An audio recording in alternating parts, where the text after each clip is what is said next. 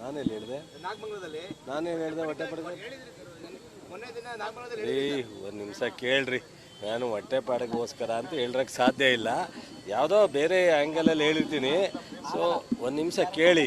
ಈಗ ನೋಡ್ರಿ, ಜನತಾದಳ ದೇವೇಗೌಡರು ಯಾವತ್ತಾರು ಈ ಮಟ್ಟಕ್ಕೆ ಮೋದಿಯವರು ಹೇಳೋದಕ್ಕೆ ನಾನು ತೀರ್ಮಾನ ಅಂತ ಹೇಳಿದ್ರ, ನಮ್ಮ ಅಕ್ಕನ ಮನೆಗೆ ಹೋಯ್ತೀನಿ ಅಂತ ಹೇಳಿದ್ರ, ಡಾಕ್ಟ್ರು ಮಂಜುನಾಥ್ ಅಷ್ಟೆಲ್ಲ ಒಳ್ಳೆ ಉತ್ತಮವಾದಂಥ ಡಾಕ್ಟ್ರು, ಅವ್ರಿಗೆ ಅವ್ರ ಚಿನ್ನಲ್ಲಿ ನಿಲ್ಸ್ಕೊಳ್ಳೋದಲ್ಲೇ BJP ಚಿನ್ನಲ್ಲಿ ನಿಲ್ಲಿಸ್ತಾರೆ ಅಂದರೆ ಅದು ಅವ್ರ ಸ್ವಂತ ಜಿಲ್ಲೆ ಏನಪ್ಪ ರಾಮನಗರ. ಅವರೇ ರೆಪ್ರೆಸೆಂಟ್ ಮಾಡಿ 2 ಸಲ ಮುಖ್ಯಮಂತ್ರಿ ಆಗಿರೋದು. ಬೆಂಗಳೂರು ಗ್ರಾಮಾಂತರ ಅವರೇ ಸ್ಟ್ರಾಂಗ್ ಆಗಿರೋದು. ಒಂದು ಸಾರಿ ಫೈಟ್ ಮಾಡಿ, ಸೊ ಫ್ರೆಂಡ್ಲಿ ಫೈಟಲ್ಲೂ ಸಹ ಅವರು ಲೋಕಲ್ ಬಾಡಿಲಿ ಗೆದ್ದಿದ್ರು. ಈ ಕೃಷ್ಣಪ್ಪನ ನಾವು ಇದ್ದೋ ಅವಾಗ. ಇವತ್ತು ಯಾವ ಪರಿಸ್ಥಿತಿ ಆಗಿದೆ, ಮಂಜುನಾಥ್ ಅವ್ರನ್ನ ತೊಗೊಂಡೋಗಿ BJP ಚಿನ್ನಲ್ಲಿ ನಿಲ್ಲಿಸ್ತಾ ಇದ್ದಾರೆ. ಅಂದರೆ ಅವರಿಗೆ ಅವ್ರ ಪಕ್ಷದ ಮೇಲೆ ನಂಬಿಕೆ ಇಲ್ಲ, ಅವರಿಗೆ ಅವ್ರ ಪಕ್ಷದ ಮೇಲೆ ಅವ್ರ ಚಿಹ್ನೆ ಮೇಲೆ ವಿಶ್ವಾಸ ಇಲ್ಲ. ಇದು ಹೇಳ್ತಾ ಇರೋದು BJPಗೆ ಹೋಗಿ ಜಾಯ್ನ್ ಆಗಿರೋದು ಯಾಕೆ ಅಂತೇಳಿ ಅವರೇ ತೋರಿಸ್ತಾವ್ರೆ.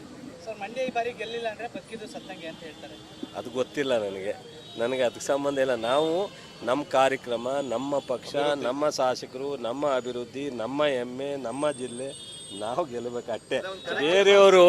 ಬೇರೆಯವರು ಸೋತ್ರೆ ಏನಾಗ್ತಾರೆ, ಇನ್ನೊಂದೇನಾಗ್ತಾರೆ, ಅದ್ರ ಬಗ್ಗೆ ನಾನು ಯಾಕೆ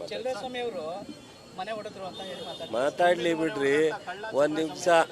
ಯಾರ್ಯಾರು ಯಾವ್ಯಾವ ಕಾಲದಲ್ಲಿ ಯಾರ್ಯಾರನ್ನ ತುಳಿದಿದ್ದಾರೆ, ರಾಜಕೀಯವಾಗಿ ತೀರಿಸಿದ್ದಾರೆ, ಅದನ್ನೆಲ್ಲ ಹಿಸ್ಟ್ರಿ ಇದೆ, ಗೊತ್ತಾಯ್ತಾ?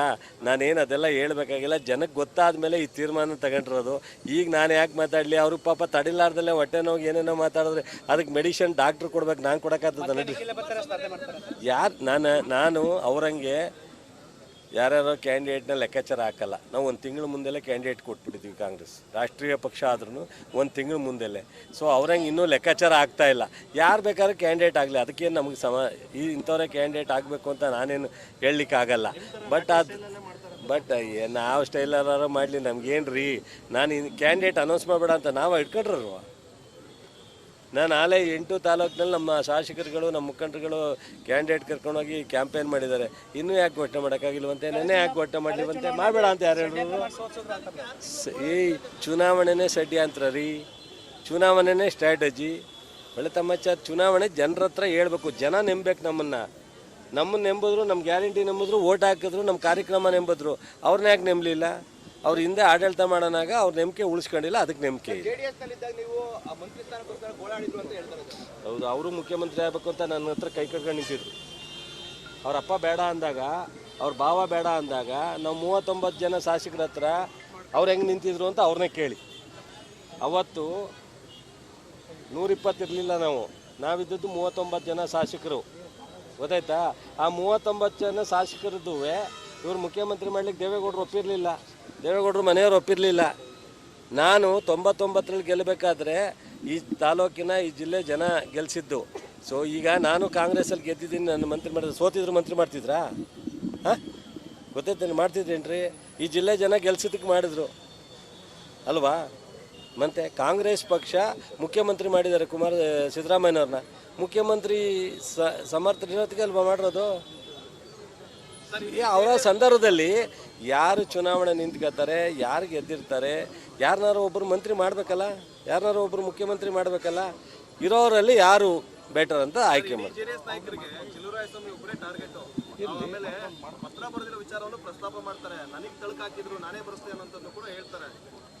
ಪಾಪ ಅವರು ರಾತ್ರಿ ಮಲಗಿದ್ರೆ ಬೆಳಗ್ಗೆ ಎದ್ರೆ ಚಲುವರಾಯಸ್ವಾಮಿ ಜಪ ಮಾಡ್ತಾರೆ, ಮಾಡಲಿ, ಸಂತೋಷ. ನನ್ನ ಹೆಸರು ಹೇಳಿದ್ರೆ ಖುಷಿ ಪಡಬೇಕು, ನಾನು ಯಾಕೆ ಬೇಜಾರು?